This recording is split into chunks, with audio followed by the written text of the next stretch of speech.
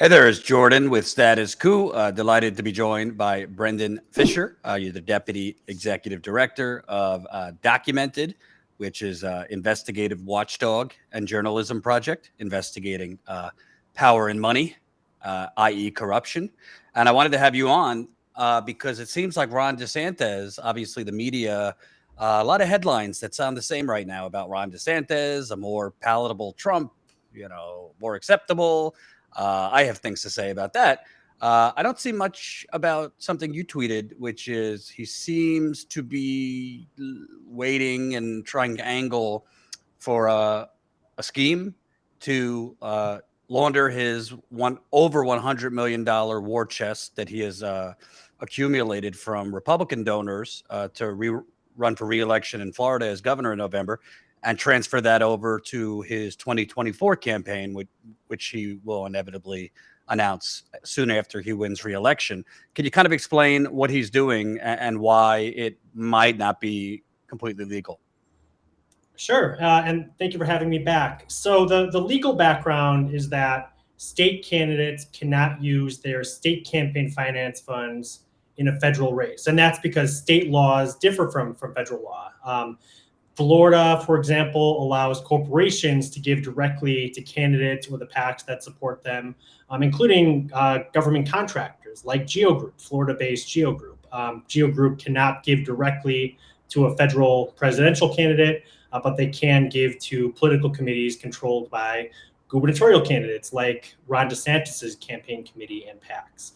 So what DeSantis appears to be trying to do, or what people around DeSantis appear to be trying to do, is find a way for him to use the over $100 million that he's already raised towards a future presidential run. And that, again, that's prohibited under federal law. And the roadmap that he may be seeking to use was established by Byron Donalds, the recently elected far-right candidate from Florida's 19th congressional district. So before Byron Donalds ran for Congress, he was a Florida state representative. In 2019, he set up a PAC, raised around $100,000 for that PAC from contributions that would be prohibited under federal law, including from GEO Group. And then he found a way to funnel that money into his federal race. And what he did is resign from the PAC, and the PAC then transferred the money to a super PAC, and the super PAC spent those funds supporting Donalds' congressional candidacy. So when I was with the Campaign Legal Center, we filed a complaint with the Federal Election Commission, or FEC, alleging that Donalds' scheme violated federal law, but the FEC's Republican commissioners voted against enforcing the law. They overrode the recommendation of the FEC's nonpartisan career attorneys and said that there's nothing to see here. Basically, that because Donalds resigned from the leadership of the PAC that bore his name before the transfer of funds to the super PAC, he therefore can't be held liable for the transfer of funds. And therefore, it's all okay. And there's some people around Ron DeSantis that appear to be looking to this scheme as a roadmap for how he can transfer his state campaign finance funds into a federal race. But he has to be very careful because Donalds might have gotten away with it, but other similarly situated candidates have not. So basically, unless I'm misunderstanding, take your campaign funds, funnel it into a super PAC, and then play dumb about the super PAC that, it's totally independent of me. But that super PAC then obviously is one of your main advertising vehicles. Yeah, well, what Donalds did, he took a step back. And just before the funds were transferred from his state PAC, which was called Friends of Byron Donalds, he formally resigned.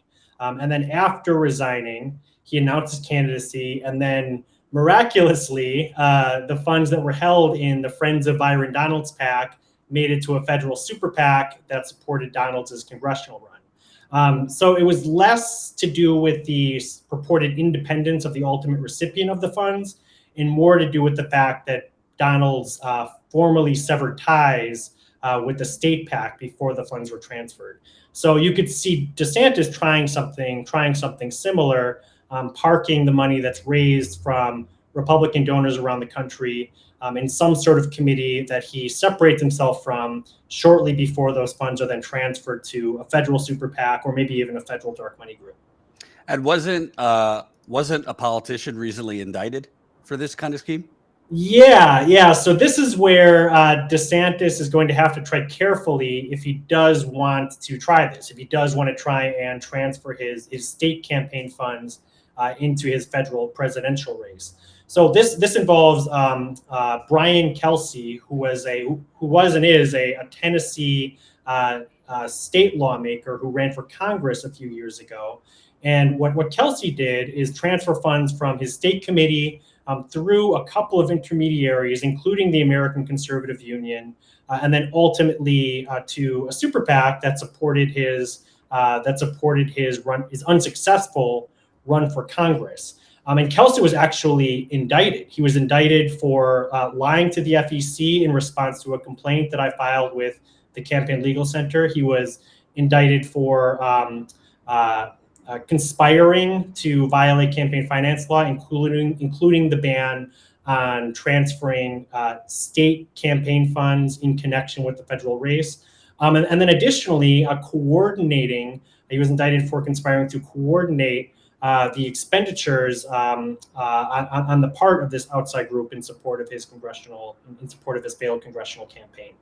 So there was a slew of pretty serious campaign finance violations that Kelsey has been indicted for. But this ultimately, the facts are pretty similar to what we saw with Byron Donalds. The difference is that the FEC is notoriously dysfunctional, and the Republican commissioners found a way to avoid enforcing the law in the Donalds case. And the DOJ, when it has evidence that a campaign finance violation was knowing and willful, is far more willing to enforce the law. Well, if DeSantis were to do basically kind of backdoor the $100 million to a federal super PAC, if the FEC isn't going to do anything, which, judging by Hillary Clinton's campaign, was clearly coordinating with the super PAC in 2016, most of them do. With the FEC not doing anything, wouldn't it reason that the DOJ would hesitate to do something for fear of looking political, since Biden is the president? Yeah, the DOJ has been relatively independent. At least the Public Integrity Unit has been relatively independent. The criminal indictment I just mentioned of Brian Kelsey. Brian Kelsey is a Republican, and that investigation started under Trump. That investigation started under a Republican administration. Certainly the stakes are higher when it comes to a presidential candidate. So certainly the DOJ would have to have substantial evidence that DeSantis or his campaign were knowingly and willfully seeking to violate the law. And DeSantis certainly has enough money to hire good attorneys who can advise him how to stay within at least the letter of the law, if not the spirit of the law. But certainly, I think it's important to note that there are limits. The fact that the FEC dismissed one complaint against Byron Donalds does not mean that DeSantis has free reign to transfer $100 million in Florida state campaign funds in support of his presidential campaign, in support of a potential presidential campaign. He's going to have to tread very, very carefully because the consequences could be pretty significant. And let's say there was functionality, the FEC stopped it. What happens to that money? Because this is the right wing. $100 million isn't going to just sit there collecting dust. They're going to find a way to use it. So what could he do with that money if he was blocked from using it for a presidential run? Yeah, so these are state campaign funds. So it would fall under Florida law how the leftover state campaign funds could be disposed. I don't know enough about Florida campaign finance law to state with specificity how those funds could be used. On the federal level, leftover campaign funds could be returned to the donors. The money could be donated to charity. It could be given to other candidates within limits. So Florida may similarly permit leftover campaign funds to be used in that way. Certainly DeSantis could give give the money to charity. I guess we'll see if he does that. Right. And, not to get too political, but DeSantis likes in Florida to kind of, use the law to his power, or abuse the law to his benefit. We see what he's done with the Don't Say Gay bill. We see what he's doing right now with public education, trying to push bills that would basically put public education completely in his administration's purview, to kind of dictate what is and isn't taught. Obviously, threatening corporations that who dare tweet about gun control. We're going to pull your subsidies, which I'm not for tax subsidies for these corporations, but I thought corporations were people until they tweet about gun control. I say all this because he obviously has some authoritarian tendencies in Florida. To me, if he's able to transfer $100 million over, and then you add, he'll probably make another couple $100 million officially running. That's a huge head start of whoever his opponent is. And we already know Republicans around the country right now are pushing election integrity units on state levels and potentially for their presidential election. Just what would be kind of the consequence of him being able to use this $100 million in a presidential race? Yeah, well, $100 million is a lot of money, and there's very likely more where that came from. A lot of the money that DeSantis has raised has come from some of the biggest Republican donors around the country, and they have more to give, and they will give more. So there's a lot of ways that campaign funds can be used. I mean, most obviously, you set up a campaign, you hire campaign staff, you hire canvassers, you pay for ads. But also, I mean, you look at some of what Trump is doing right now. Trump, who's under investigation, who's facing at least a reputational risk when it comes to the January 6th investigation. His PAC is helping to pay the legal fees of some of the people who are have been subpoenaed by the January 6th committee. And that use of campaign funds is very novel, and it presents some pretty significant ethical concerns, because that is a major way to help keep potential witnesses in line. You can make sure to pay the legal fees of those who are not going to fully cooperate with the investigation, or who will only provide beneficial testimony, and you stop paying the legal fees of the people who might be forthcoming about what actually happened in the lead up to January 6th. So there's a lot of ways that politicians can be creative with how they use their campaign war chest in order to protect their reputation, in order to keep their friends close, and to reward those who are going to continue to prop up your candidacy. Right.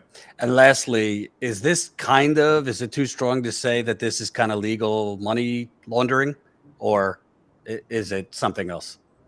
No, I think that's entirely fair to say. As I said at the top, the federal law is very clear that a candidate cannot transfer or use state campaign funds in a federal race. So it would clearly be prohibited for Byron Donalds or Ron DeSantis to just up and transfer millions of dollars from their state campaign fund to their federal campaign fund. So the only way that they can try and do it lawfully, or the only way that they can try and do it and escape legal sanction, is by laundering the money, by passing the funds through intermediaries. And it's just a question of how far they can push the law in order to get those state campaign funds into their federal race. Absolutely. And tell people where they could find more of your work. Tell people a little bit more about, let me make sure I have it right here, the Documented, where you're executive director. Deputy executive director. You can find us on our website, documented.net. I'm on Twitter, Brendan_Fisher, Fischer. And we have more to come on this and related news in the year to come.